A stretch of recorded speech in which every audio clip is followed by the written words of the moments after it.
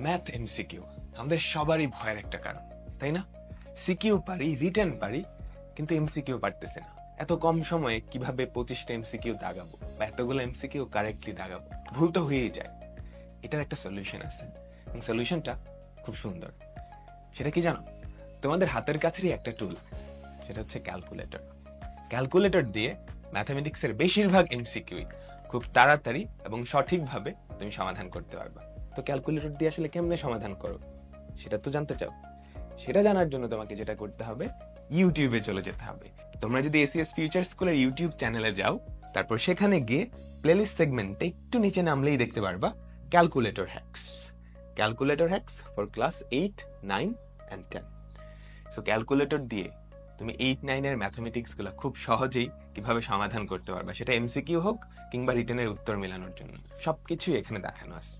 তো আর দেরি কোথায়, এখনই স্টার্ট করে দাও।